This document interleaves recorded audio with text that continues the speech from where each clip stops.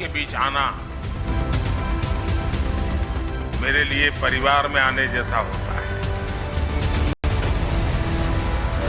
BJP धर्म, पंथ, जात पात के आधार पर भेदभाव नहीं करती है। सबका साथ, सबका विकास, यही हमारा सेक्युलरिज्म है। मैच फिक्सिंग लगता है इन दोनों में कि 5 साल हम बैठ के राज करेंगे, फिर 5 साल बाद आप आ जाइए। नरेंद्र मोदी का ख्वाब है कि मुसलमानों के बच्चों के हाथ में कलम और कंप्यूटर होना चाहिए। मैं मुसलमान हूँ, मेरे बगैर ये मुल्क नामुकम्मिल है। मैं इस मुल्क का यरगमाल नहीं हूँ, मैं इस मुल्क का कैदी नहीं हूँ। मुस्लिम राजपूत, मुस्लिम जाट, मुस्लिम गुजर और मुस्लिम त्यागी, इन जो बिरादरियों की खासियत है वो किसान है और हमारे पूर्वज एक हैं, हमारा DNA एक है, हम सब एक हैं। इस अवधारणा के साथ आज भी चल रहे हैं।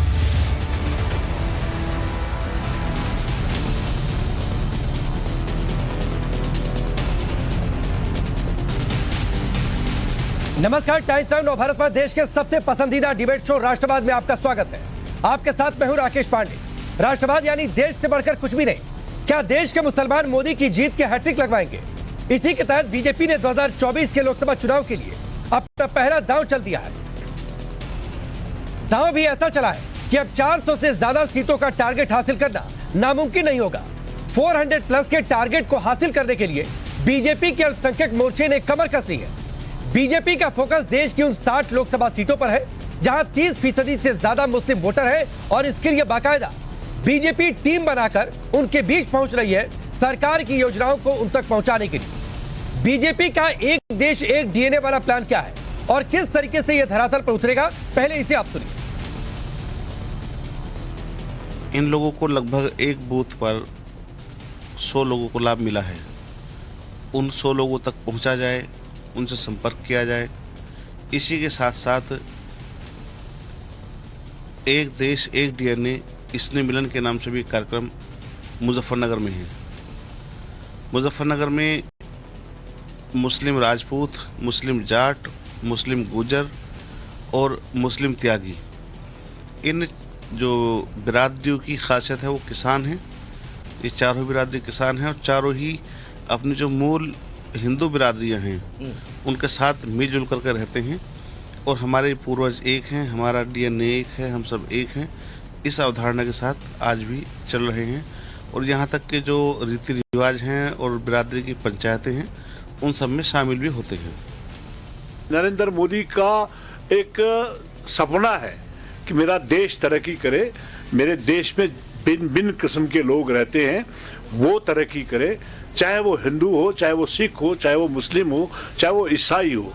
और खुसूसन उन्होंने अपने लीडरों को हिदायत दी कि आप फार फ्लंग एरियाज में जो हमारे मुस्लिम लोग रहते हैं उनको अपने साथ चलाइए, उनको अपने साथ, उनको ये कह दीजिए कि हम आपके अपने, आप हमसे अलग नहीं हैं, हम आपके लिए भी वही करते हैं जो अपने हिंदुओं के लिए करते हैं।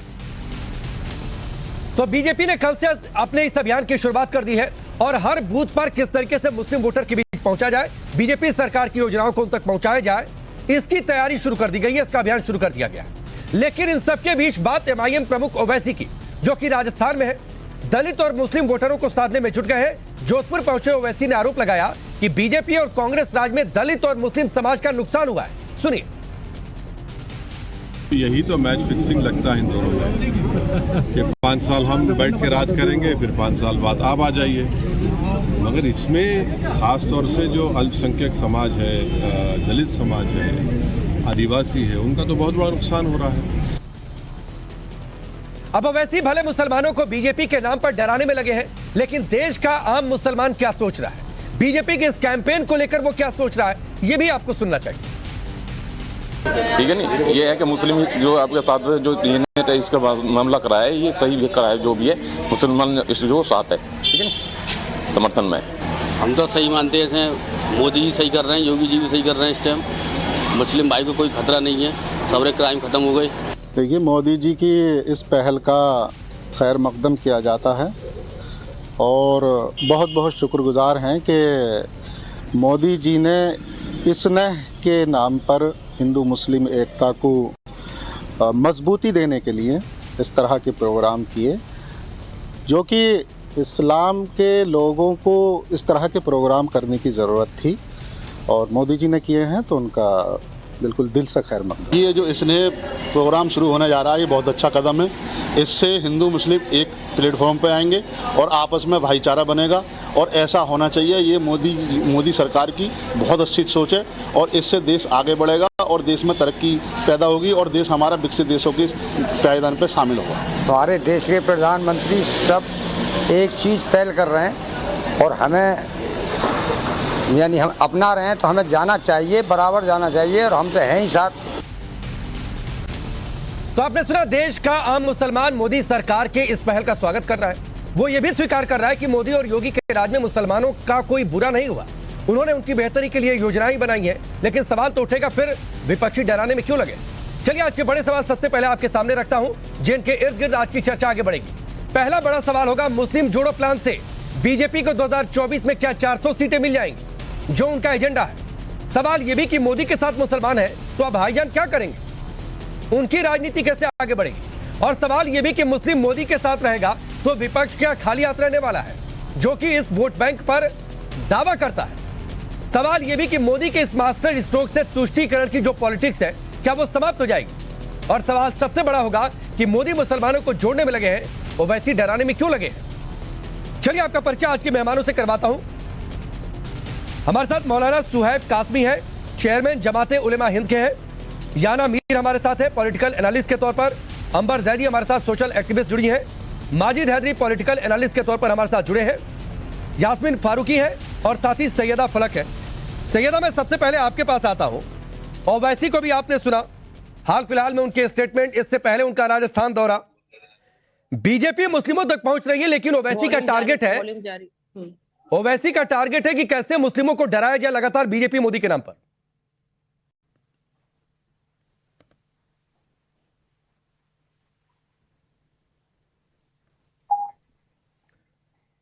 सैयदा फलक, आवाज आ रही है आपको?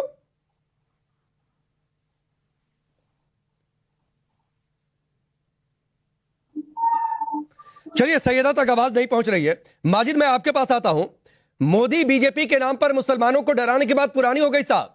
देखिए, आप लोग डराते हैं, इसलिए बीजेपी ने कहा कि वो खुद मुस्लिमों तक पहुंचे और चिन्हित किया गया है।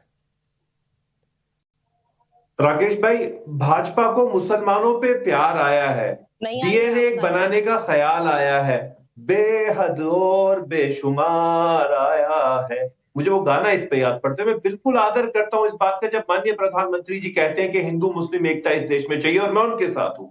लेकिन बात यह है कि जो माननीय मोदी जी कहते हैं और जो योगी जी करते हैं उसमें अंतर है।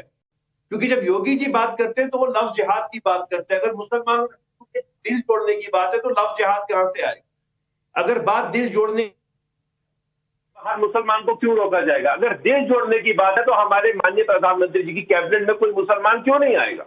अगर दिल जीतने तो दिल से जीतिए ना। हम भी चाहते हैं हम भाजपा का समर्थन करें। अगर भाजपा सच में इस्लामोफोबिया छोड़ दे, इस देश का हर मुसलमान सुनिए, मैंने आपको 1.5 मिनट इंटरप्ट नहीं किया।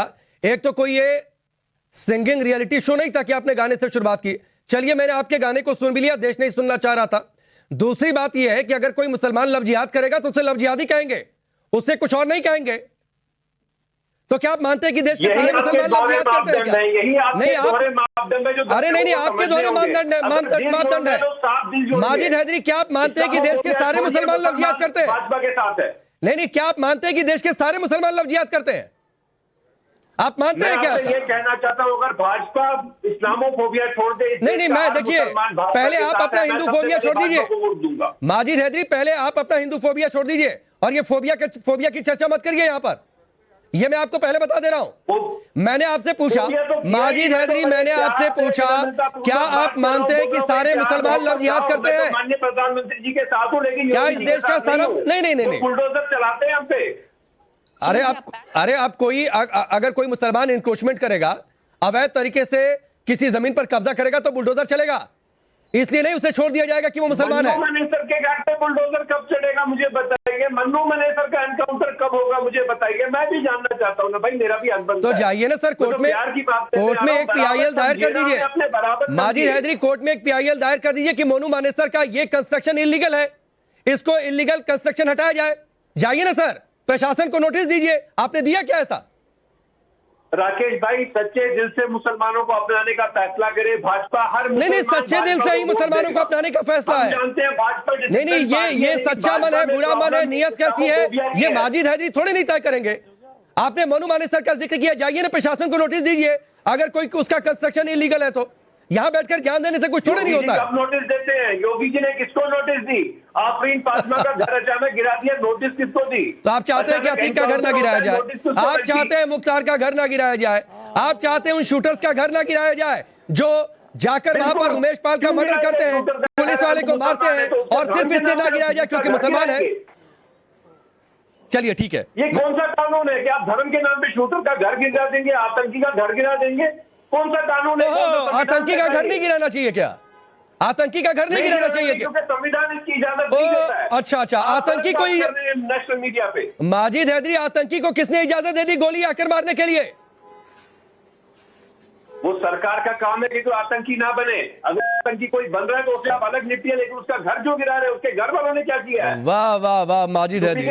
सुहैब कासमी, इतना दोहरा मानदंड माजिद हैदरी का, आतंकी से इतनी सहानुभूति, देश देख रहा है। ये इन लोगों को जो है अतीर से, मुख्तार से, याकूब कुरैशी से और इस किस्म के माफियाओं से जो मोहब्बत है, ये तमाम के तमाम वो लोग हैं, इन्होंने देश के मुसलमानों को सबसे ज्यादा नुकसान पहुंचाया है। अपने इलाके में इनके आतंक का शिकार इलाके के मुसलमान हुए थे, मगर बेचारे मुसलमान दबे कुचले थे। मुलायम सिंह यादव इनकी शिकायत नहीं सुनते थे, बहन जी इनकी शिकायत नहीं सुनती थी, राहुल गांधी की मम्मी से शिकायत करते थे वो भी नहीं सुनती थी। अब पहली बार उनकी शिकायतों पर असर होना शुरू हुआ है और इनका जो काला व्यापार और लंका थी इनके भ्रष्टाचार की, आतंकवाद की, ये ढह रही है। इसलिए बिलबिला रहे हैं क्योंकि पहली बार इंसाफ के साथ काम हो रहा है। देश का आम मुसलमान बहुत खुश है, वो चाहता है कि मोदी जी की सरकार रहे, योगी जी की सरकार रहे, क्योंकि किसी भी जगह नाइंसाफी नहीं हो रही है। इसीलिए उत्तर प्रदेश के आजमगढ़ के अंदर, उत्तर प्रदेश के रामपुर में, उत्तर प्रदेश के खतौली के चुनाव के अंदर जो उपचुनाव हुए, मुसलमानों ने खुल के वोट दिया, भारतीय जनता पार्टी को वोट दिया, भारतीय जनता पार्टी जीत कर आई और मुस्लिम वोटों से जीत के आई। रामपुर जैसी जगह जहां ये बता रखा था कि रामपुर के अंदर आजम खान ने बेइंतहा तरक्कियात की हैं, उनकी सारी पोल खुल गई। 35,000 मुस्लिम वोट भारतीय जनता पार्टी को दे दिया। आने वाले चुनाव के अंदर पूरे देश का मुसलमान भारतीय जनता पार्टी ठीक है, और बीजेपी उन सीटों तक पहुंच रही है जहां पर वो चाहता है, जहां पर उसकी पकड़ कम मजबूत है। सबका विश्वास माजिद हैदरी सुन रहे होंगे, काश्मीर साहब भी मुस्लिम है, जरा उनकी बातों को ध्यान से सुनते रहिएगा, अमल करते रहिएगा। मैं दोबारा आपके पास आता हूँ।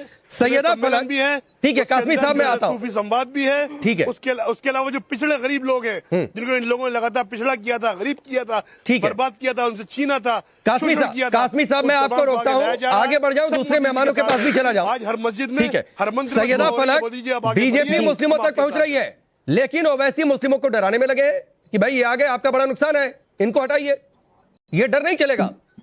देखिए सबका साथ, सबका विकास, सबका विश्वास, जुमला बहुत अच्छा है, बहुत उम्दा है, बोलने में, सुनने में बहुत अच्छा है। अब ये सबका साथ हो रहा है, सबका विश्वास है नहीं है, वो बात पे तो मैं आती हूँ, मुसलमानों की बात पे मैं आऊंगी, लेकिन हम पहले उस बारे में बात कर लेते हैं कि वाकई में सबका विकास हो रहा है। भाई हिंदू, मुस्लिम, दलित, आदिवासी, सिख, ईसाई, कोई भी रहने दो, आप पहले ये देखिए, आप ये बोलिए कि क्या पहले सबका विकास हो रहा है? 15 लाख आ गए, गैस सिलेंडर का रेट क्या है आज, तेल का रेट क्या है, पेट्रोल डीजल का रेट क्या है, चाइना घुस गया है इंडिया में, उसके बारे में बात करिए। क्या किसानों का विकास हो रहा है? क्या जवानों का विकास हो रहा है? क्या मजदूरों का विकास हो रहा है? गरीबों का विकास हो रहा है? पहले विकास की बात कर लो, पहले विकास की बात। सैयदा फलक, यानी मैं आपके पास आता हूँ। कासमी साहब एक मिनट, सभी लोग एक साथ नहीं बोले, कासमी साहब शांत रहिए, यानी मैं आपके पास भी आता हूँ। सैयदा फलक, विकास की बात तो होगी और विकास की बात होती रहती है, लेकिन पहले ये डराना तो छोड़िए, ओवैसी साहब मुसलमानों को डराना तो छोड़े। अच्छा कौन डरा रहा है? ओवैसी डरा रहे हैं, ओवैसी डरा रहे हैं, सिर्फ मुसलमानों की बात करते हैं, हिंदुओं की बात नहीं करते हैं। अगर हमारे प्रधानमंत्री को मुसलमानों से हमदर्दी है, वो वाकई में ही सबका साथ सबका विश्वास चाहते हैं, तो जब नसीर और जुनैद के साथ वो जिंदा जलाया गया, जब उनकी मॉब लिंचिंग हुई, क्या नरेंद्र मोदी जी उनके घर पर आप सुन लीजिए, क्या नरेंद्र मोदी सैयदा फलक अब सुन लीजिए। मैडम सुनिए ना, सुनिए, मुझे पता था आप नासिर जुनैद का जिक्र करेंगी। सुन लीजिए, एक बात सुन लीजिए, फिर मैं दूसरे मेहमान का रुख करता हूं। मुझे अरे सुन लीजिए ना, सुन लीजिए, अरे आप करिए, आप नहीं करती तो मैं कर देता। आपके ओवैसी साहब नासिर जुनैद, अरे मुझे ये बोलिए, अरे सुनिए ना पहले, अरे सुनिए सैयदा फलक, मैडम सुनिए, थोड़ा सा सुनने की मत रखिए, मैडम सुनिए ना, अरे मैडम सुनिए, नहीं फलक ऐसे नहीं चलेगा, फलक सुन, अरे फलक सुना करिए, फलक, अरे ये कोई फलक, ये कोई पार्टी का कार्यक्रम नहीं है, नेशनल चैनल की डिबेट शो है, सुना करिए, सुनकर जवाब दिया करिए, बेहतर तरीके से अपनी बात रख पाएंगी। नासिर जुनैद का आपने जिक्र किया, बहुत अच्छा किया, जो हुआ गलत हुआ, उस पर कड़ी कार्रवाई होनी चाहिए। ओवैसी साहब गए, बहुत अच्छा किया, लेकिन वही ओवैसी साहब कन्हैया के घर क्यों नहीं जाते हैं, जिसका सिर तन से जुदा कर दिया गया था, क्योंकि कन्हैया हिंदू था, नासिर जुनैद मुस्लिम थे, इसलिए उनके घर चले गए। आप पहले मालूम करिए, कन्हैया लाल को बोलने वाले, मारने वाले कौन थे? क्या कन्हैया लाल को मारने वालों को हर अरे कोई था मारने वाला? नहीं, मैं मारने वाले पर जा ही नहीं रहा हूँ। आपने उसका कंडेम नहीं किया? फलक सुनिए, अरे उनके घर क्यों नहीं गए, उनके घर क्यों नहीं गए? क्योंकि वो हिंदू था कन्हैया, वो हिंदू था कन्हैया। याना मीर, अरे सुनिए सैयदा फलक, आप खुद अपने आप को एक्सपोज कर रही हैं, आपको पता है? याना, क्या फलक अपने आप को एक्सपोज नहीं कर रही है? क्या वैसी को डिफेंड करके कि नासिर जुनैद के घर चले गए, कन्हैया के घर नहीं गए क्योंकि कन्हैया हिंदू था? सिर्फ डराने की राजनीति। कासमी साहब ठीक है, कासमी साहब सब लोग बोल रहे। याना मीर, आपसे सवाल था। जी मैं यही बोलना चाहती हूँ, देखिए फलक को मैं नजरअंदाज, कासमी साहब शांत हो जाइए, कासमी साहब शांत हो जाइए, कासमी साहब प्लीज। याना मीर, देखिए फलक जैसे लोगों को मैं नजरअंदाज करना चाहती हूँ, बिकॉज ये क्या ऑपोजिशन है यार हमारा। मुझे बुरा लगता है, हमारी देश की डेमोक्रेसी की क्या हालत हो गई है, ऑपोजिशन ही नहीं है कोई ढंग का यार। चलिए anyway, coming back to the topic, Majid Haidery sahab Islamophobia की बात कर रहे थे। इस्लामोफोबिया सिर्फ हिंदुओं में नहीं है माजिद साहब, जिमी साहब, इस्लामोफोबिया मुसलमानों में भी पहुंच चुका है। आप मुझे बताइए श्रीनगर में, just answer me one question Jimmy, आप मुझे बताओ श्रीनगर में, जवाहर नगर और प्लेसेस लाइक शिवपुरा, यहाँ का real estate value, why is it more than Saura? Saura से ज्यादा क्यों है? लोग क्यों यहाँ पे रहना चाहते हैं? शिवपुरा, इंदिरा नगर, क्यों मुसलमान क्यों यहाँ पे घर क्यों? मुझे कहते हैं ये ना कॉस्मोपॉलिटन एरिया है, यहाँ हिंदूज और सिख ज्यादा रहते हैं तो ज्यादा सेफ है, ये मुसलमान खुद बोलते हैं। Majid Haidery, you can not deny this, and ये हर शहर में ऐसे ही हो रहा है। चलिए मुंबई का आप केस ले लीजिए, अंधेरी वेस्ट में मिल्लत नगर का रेट इतना कम क्यों है as compare to Lokhandwala complex, जो ज्यादा कॉस्मोपॉलिटन, जहाँ हिंदू ज्यादा रहते हैं और मुस्लिम्स भी प्रेफर करते हैं लोखंडवाला में एग्जाम्पल। क्योंकि they feel safer in areas जहाँ पे हिंदू ज्यादा रहते हैं, एंड ये चीज आप डिनाई नहीं कर सकते। माजिद हैदरी प्लीज फलक को मेरे सामने से हटाइए, she is not worth an argument. And finally Majid Haidery, एक और चीज democratic country, I can decide, मुझे बेकार लोगों से आर्ग्यू नहीं करना है। अच्छा माजिद हैदरी, एक और चीज, अगर आप कंडेम करते हैं, अगर आप मोनू मानी से मेरे पास ऐसे लोगों की गिनती भी नहीं है, मुझे इनका नाम भी नहीं पता, उनको एटलीस्ट मेरा नाम पता है। She is focusing on me, I don't even focus on such people.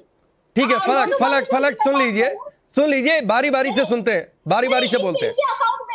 याना अपनी बात पूरी करिए, फिर मैं यास्मीन जी का रुख करूंगा। याना अपनी बात पूरी करिए। सुनिए, इनके अकाउंट, फलक जी के अकाउंट में जब 15 लाख डालेंगे तब ये सुनेगी, तब तक ये नहीं सुनेगी, इनको म्यूट कर दीजिए। माजिद हैदरी जब बात करते हैं मोनू मानेसर की, मैं भी उसको कंडेम करती हूँ। माजिद हैदरी, हियर दिस, मैं भी चाहती हूँ कि उस पर कार्रवाई हो, लेकिन क्या आप सपूरा जरदार को कंडेम कर सकते हैं? उसकी इंड्यूस करने की वजह से शाहीन बाग में 54 लोगों की मौत हो गई, including a 4 month old baby, 4 महीने का बच्चा भी मर रहा है, सिर्फ उसके बहकावे में आके, उसकी बातें सुन के जो उसने शाहीन बाग में किया उसकी वजह से। नहीं याना, एक बहुत बड़ा फर्क है। याना मैं आपको रोकता हूँ, यास्मीन जी का मैं रुख करूंगा, और ये कहते हुए कि एक बहुत बड़ा फर्क है। अरे माजिद हैदरी सुनिए, हिंदुत्व का इंजेक्शन किया गया है, जब तक आपको हिंदुत्व के इंजेक्शन का असर कम नहीं होगा, आप ऐसी बातें करेंगी। मैं आता हूँ, अंबर आता हूँ। होगी कि आप सेकुलरिज्म के 2 इंजेक्शन करवा लें, उसके बाद आप अच्छी तरह बात करेंगी, जो देश के हित में बात होगी कि एक बड़ा फर्क है यानामीर और दोनों माजिद हैदरी शांत होइए।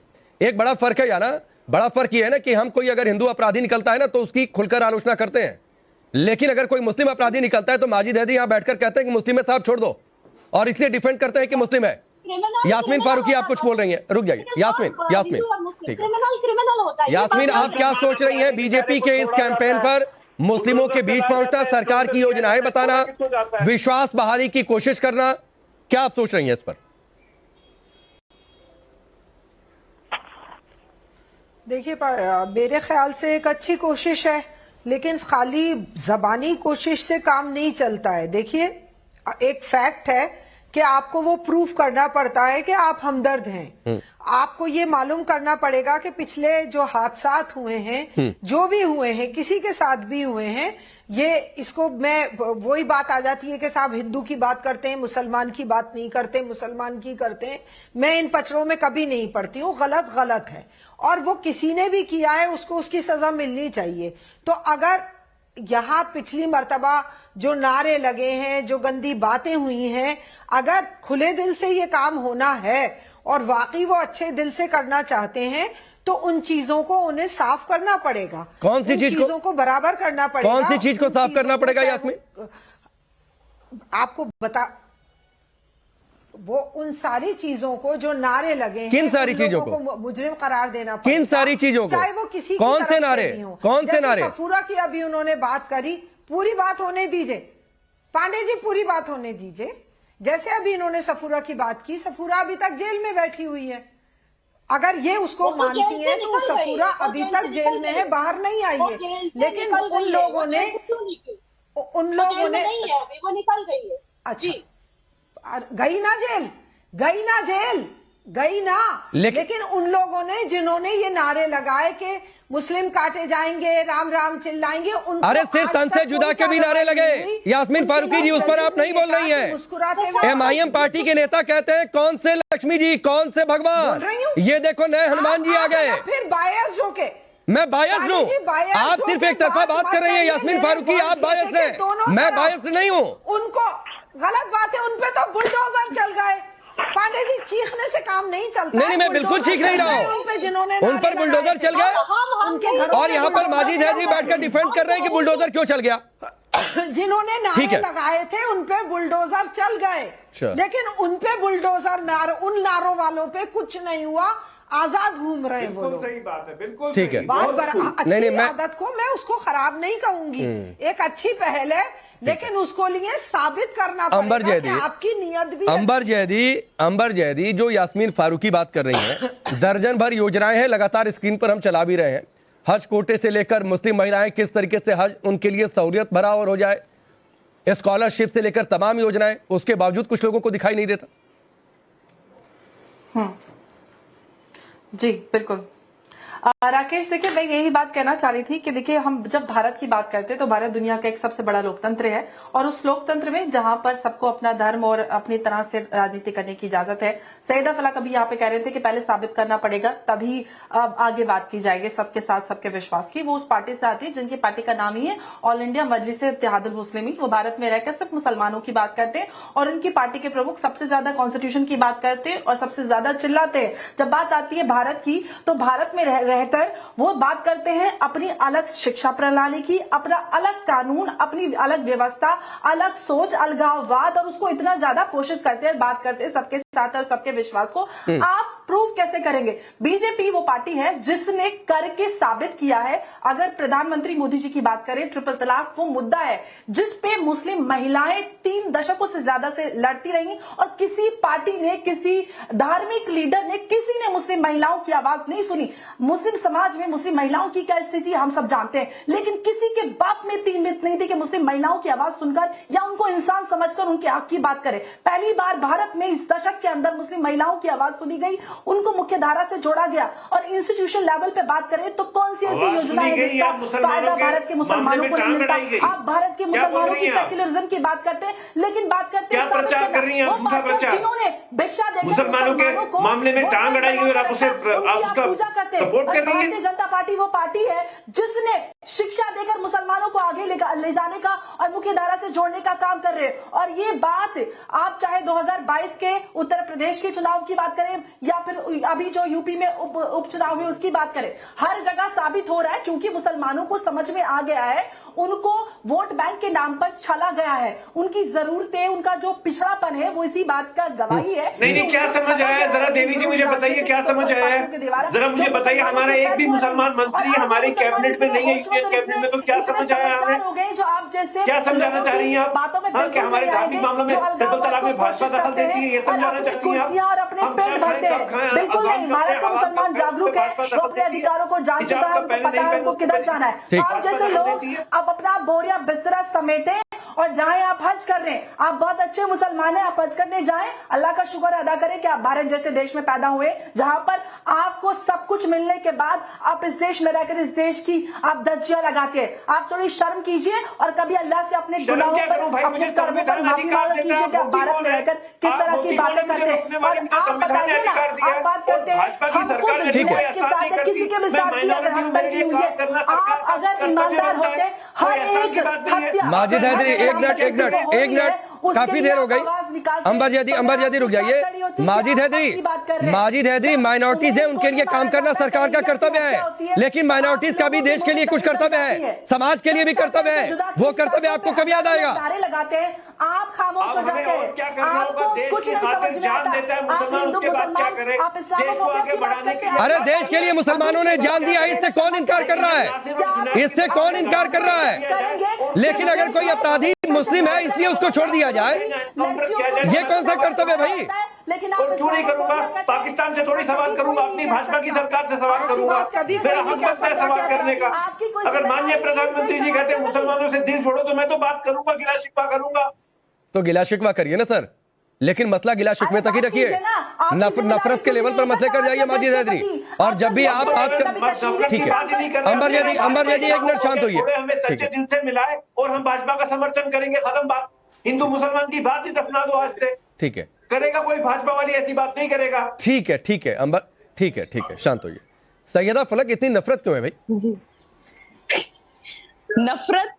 नफरत फैल रही है। नफरत हमें नहीं है, कौन फैला रहा है? बीजेपी वालों को है, हिंदुत्व वाली सोच वालों को नफरत है। इतनी नफरत है कि बस पूरे इंडिया में फैलाते जा रहे हैं, जहर फैला रहे हैं, नफरत फैला रहे हैं। आज नफरत इतनी फैल गई है, आज दिमाग में लोगों की इतनी गंदगी आ गई है, इतनी नफरत आ गई है।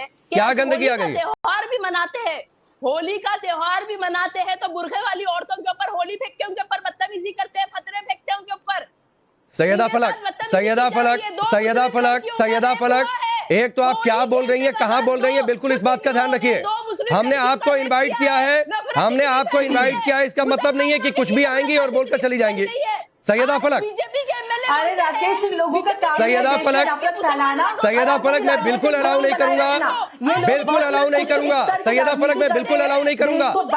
जाकर जिस पार्टी को आप डिफेंड करती है ना, उन पार्टी के नेताओं को समझाइए, उन पार्टी के नेताओं को समझाइए। आप देश में नफरत फैलाने की बात करते हैं, समाज में द्वेष फैलाने की बात करते हैं। इतनी जिम्मेदार तो राजनीति है इनकी।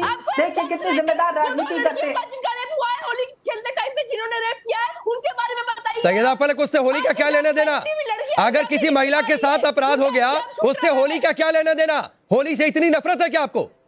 रंगों से इतनी नफरत है क्या आपको? मैं हर मजहब की इज्जत, किसी महिला नहीं दिख रहा है इज्जत, वो इज्जत आपकी बातों में नहीं दिख रही है। हिंदू धर्म के लिए, हिंदुत्व के लिए और हिंदू पर्वों के लिए सिर्फ नफरत दिख रही है आपकी बातों में। आप अपराधी की बात नहीं करती, आप अपराधी के धर्म की बात करती हैं। अंबर एक मिनट, जब आपसे सवाल किया जाता है तो आप करनी काट जाती है कि अंबर शांत हो जाइए, ठीक है? औरतों के साथ बदतमीजी मत करिए। एक मिनट रुक जाइए, सैयदा फलक रुक जाइए, सुनकर अपनी बातें रखा करिए। किसी महिला के साथ कोई अपराध होता है तो उसका किसी पर्व से कोई लेना देना नहीं है। आप कोशिश कर रहे हैं ताकि ज्यादा से ज्यादा लोग मुसलमान बन जाए, फिर होली। एक मिनट, सबकी आवाज डाउन करिए, सबकी आवाज डाउन करिए, सबकी आवाज। एक एक करके अपनी बात रखा करिए, मुझे ये ना कहने पर मजबूर होना पड़े कि फला पर्सन की आवाज जो है वो डाउन करिए, ठीक है? या ना किसी महिला के साथ कोई अपराध हो गया, इसका किसी धर्म से क्या लेना देना? और क्या सैयदा फलक की बातों में हिंदुत्व, होली, रंगों के प्रति नफरत नहीं दिखी क्या? आप मुझसे पूछे, मैं वही बोल रही हूँ, मैं वही बोल रही हूँ। मैं सैयदा जैसी मुसलमानों की बात कर रही हूँ, not any other Muslim on this planet. सिर्फ सैयदा जी से, मुझे सिर्फ सैयदा जी से पूछना है क्या इसीलिए आप जैसे लोग एडवोकेट करते हैं लव जिहाद की, ताकि ज्यादा से ज्यादा जो है हिंदू लड़की अगर मुसलमान बने, हिंदू ज्यादा से ज्यादा अगर मुसलमान में कन्वर्ट हो गए तो कल कोई होली नहीं खेलेगा और हम पे कोई रंग नहीं फेंकेगा, ये आपकी उम्मीद है शायद, इसीलिए आपको रंगों से इतनी नफरत है आपको। अच्छा ये बताइए, वो दो लड़कों ने, दो मुस्लिम लड़कों ने एक हिंदू लड़की को किडनैप करके, उसका रेप करके, उसका वीडियो निकाला और उसको ब्लैकमेल किया, क्या आपको ये सारी चीजों का पता है? ये श्रद्धा मालकर के साथ क्या हुआ क्या आपको पता है? क्या कन्हैया लाल के साथ क्या हुआ क्या आपको पता है? क्या आप कहती खुद को इंडियन कहती है, कॉन्स्टिट्यूशन की बात करती है, तो आपके इंडियन भाई बहनों पर क्या करती है वो आपको उससे कोई लेना देना नहीं है, जस्ट बिकॉज वो हिंदू है। 84% हमारा देश हिंदू है, हमारे भाई बहन हिंदू है, लेकिन आपको उनके साथ नहीं जीना, ना उनके साथ त्योहार मनाना है, ना उनकी तकलीफों पे आपको ध्यान है, आपको सिर्फ मुसलमानों की तकलीफ। जब कोई बोलता है हिंदू के साथ जुल्म हुआ, आप कहते हो जुल्म मुसलमान ने किया ही नहीं। ठीक है, याना और फलक आप दोनों लोग शांत होइए, याना और फलक आप दोनों लोग शांत होइए। फलक सुनिए ना, सैयदा फलक ठीक है, 15 लाख दीजिए वो शांत हो जाएगी, 15 लाख दे दीजिए। ठीक है, सैयदा फलक किसी मुस्लिम महिला के साथ कोई अपराध हुआ, इसका किसी धर्म से कोई लेना देना नहीं है, ये बात आपको समझनी चाहिए। और अगर आप अपराध की चर्चा और उसे धर्म से ही जोड़ रही हैं, उसे धर्म से ही जोड़ रही हैं, तो उन हिंदू लड़कियों के बारे में सोचिए जिनके खिलाफ लव जिहाद चला और मुस्लिम लड़कों ने अपना नाम और पहचान बदलकर उनके साथ अत्याचार किया, उनका जीवन बर्बाद किया, उन पर भी बोलने की हिम्मत रखिए। बिल्कुल आप खिलाफ है यास्मीन फारूकी। ठीक है, एक मिनट रुक जाइए यास्मीन जी। सरकार की योजनाएं 2013-14 में जब मोदी सरकार आई तब मुस्लिम कल्याण बजट 3,511 करोड़ था, 19-20 में 4,700 करोड़ हो गया, हज कोटा बढ़ गया, जीएसटी घट गया, 6 लाख से अधिक वक्फ प्रॉपर्टीज का डिजिटाइजेशन हो गया। ये सारे माइनॉरिटीज के लिए, मुस्लिम समुदाय के लिए। इसके अलावा कई सारी और बातें हैं जिसका जिक्र अंबर अब से थोड़ी देर पहले कर रही थी। उसके बावजूद नफरत की दीवार तोड़ने का कुछ लोग नाम नहीं लेते।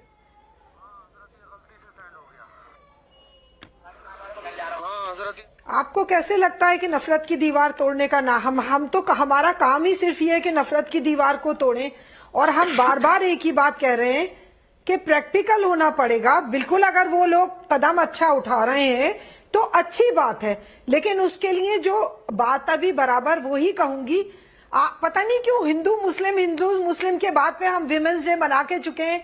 औरत है, वो कोई भी हो, चाहे वो किसी के साथ भी हो, जुल्म है। तो ये समझाइए ना माजिद हैदरी को, ये समझाइए जो आपकी कौम में जो मौलाना बैठे हुए हैं कि मुस्लिम महिलाओं की बात कर ले, 3 तलाक मुस्लिम महिलाओं की बेहतरी के लिए था, मेरी बात उसका विरोध ना करें। पांडे जी मैंने ठेका नहीं लिया। माजिद हैदरी, मैं आपसे अभी बात नहीं कर रहा हूँ, इसलिए हर किसी के बीच में मत आइए प्लीज। माजिद हैदरी, मैं बिल्कुल माजिद हैदरी अभी आपसे बात नहीं कर रहा हूँ, अभी मैं यास्मीन जी से बात कर रहा हूँ। वो धैर्य से अपनी बारी का इंतजार कर रही थी, आप भी अपनी बारी का इंतजार करिए। यास्मीन जी देखिए, मैं एकदम क्लियर इस मैटर पे बात करती हूँ, चाहे वो हिंदू हो कोई मुसलमान हो, औरत की बेइज्जती करने का किसी को हक नहीं है, और ये दोनों जगह से थोड़ा थोड़ा शुरुआत है, और कहीं ना कहीं कड़वाहट और गंदगी भी है। देखिए, प्रॉब्लम ये है कि थोड़े दिन पहले मोदी जी या जो भी आपके होम मिनिस्टर साहब हैं वो ये कहते थे कि हमें मुसलमानों के वोट की जरूरत ही नहीं है। नहीं, ये कभी किसी ने नहीं कहा। बिल्कुल, प्रधानमंत्री मोदी और गृह मंत्री ने कभी ये नहीं कहा कि मुसलमानों का वोट नहीं चाहिए।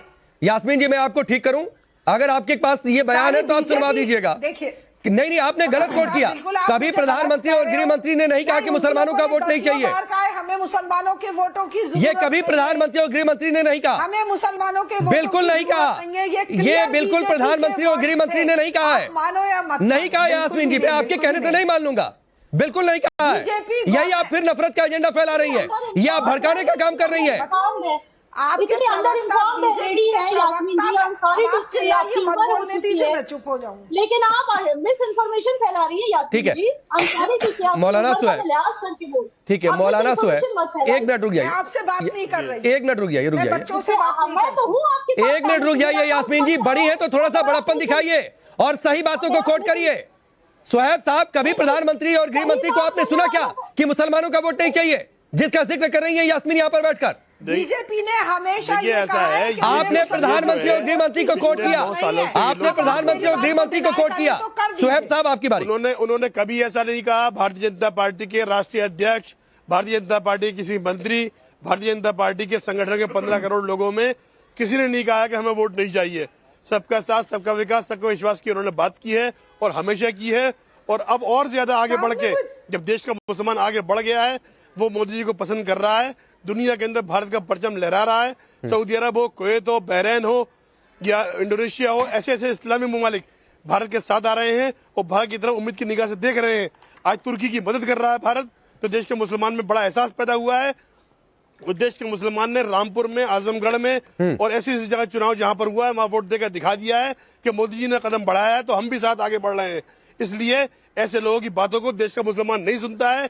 टीवी पे बैठ के शाम को झूठ बोलते हैं ये लोग, इसलिए देश का सुहैब साहब एक बात आखिरी, सुहैब साहब एक बात आखिरी, क्या आपको लगता है, ठीक है, क्या आपको लगता है कि बीजेपी का जो ये प्लान है 2019 के मुकाबले मुस्लिम और ज्यादा वोट करने वाले हैं? जल्दी से एक छोटा सा जवाब 10 सेकंड में। बरेली हो, मुरादाबाद हो, संभल हो, बिजनौर हो, सहारनपुर हो, कैराना हो, उसके अलावा औरंगाबाद हो या बंगाल की सीटें हो या बिहार में किशनगंज हो, अररिया हो या पूर्णिया के इलाके हो, इन तमाम में भारतीय जनता पार्टी की जीत होने वाली है। ठीक है, एक ब्रेक का वक्त है, ब्रेक का वक्त है, मैं आप सभी को रोकूंगा, एक ब्रेक का वक्त है। और लगातार जो सवाल हम स्क्रीन पर फ्लैश कर रहे हैं कि क्या बीजेपी का मुस्लिम जोड़ो प्लान 2024 चुनाव में 400 सीटें दिला पाएगा, ये सर्वे हमने अपने सोशल मीडिया हैंडल्स पर जारी किया था।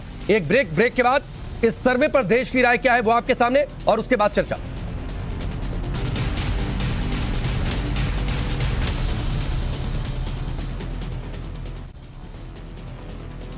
ब्रेक के बाद चलिए आगे बढ़ते हैं। आज के सवाल पर देश की राय क्या है वो आपके सामने रखते हैं। आज का सवाल था जिसके लिए हमने पोल जारी किया था, क्या बीजेपी का मुस्लिम जोड़ो प्लान 2024 चुनाव में 400 सीटें दिला पाएगा? 70% लोग कह रहे हैं हाँ, 30% लोग कह रहे हैं ना। अब सैयदा फलक बताइए, देश की राय तो आपसे मैच नहीं करती है। देखिए, सबका साथ और सबका विश्वास छोड़ दो। मैं तो कहूंगी वोट 2024 में वोट करने से पहले सभी लोग पहले ये देख ले क्या सबका विकास हो रहा है। दूसरी बात, कत्ल करने वालों का, रेप करने वालों का कोई मजहब नहीं होता। बिना मजहब देखे आपको और जो हमारी 2 पैनलिस्ट महिलाएं बैठी हुई है मोदी मोदी करने वाली, उनको बिना किसी का मजहब देखे पहले वो कंडेम करना चाहिए था। नहीं, ये तो पहले आप अपने मजहब के लोगों को समझाइए कि मजहब देखकर अपराधियों का बचाव ना करें। अंबर जैदी, देश कह रहा है नफरत से नहीं काम चलेगा।